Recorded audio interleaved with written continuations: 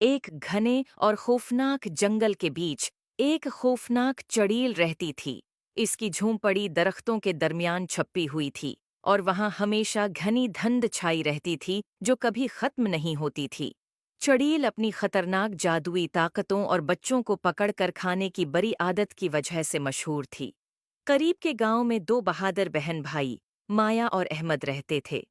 उन्होंने चड़ील के खौफनाक किस्से सुने थे मगर उन पर कभी यकीन नहीं किया।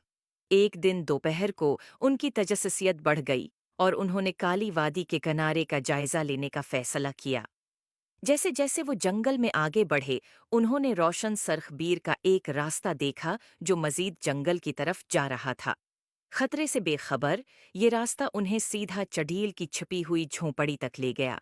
चढ़ील अपने लंबे, उलझे हुए बालों और तारीक, गहरी आंखों के साथ सायों में छिपी हुई उन्हें देख रही थी और उसके चेहरे पर एक मकरुआ मुस्कुराहट थी।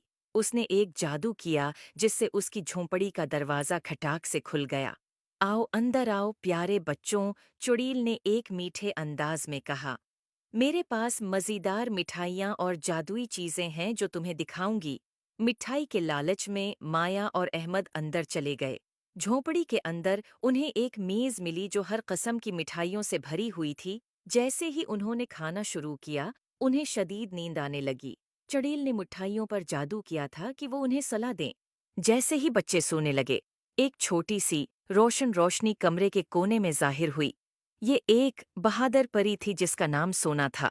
वो जंगल पर नजर रख रही थी और उसने बच्चों के खतरे को महसूस किया। सोना ने अपनी नन्ही छुड़ी से एक ताकतूर जादू किया जिसने बच्चों पर लगी जादुई नींद को तोड़ दिया। माया और अहमद जाग गए, हैरान लेकिन महफूज थे। सोना ने उन्हें जल्दी से दरवाजे की तरफ रहनुमाई की और उन्हें फरार होने का इशारा दिया।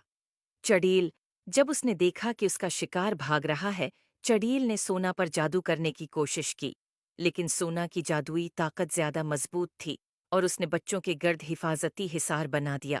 अपनी छुड़ी के एक और वार से सोना ने चड़ील को एक तितली में तब्दील कर दिया। तितली उड़ती हुई जंगल में उड़ गई और कभी वापस नहीं आई।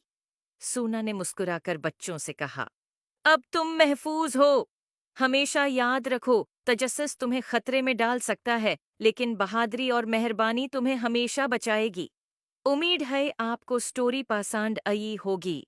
Please like and subscribe my YouTube channel.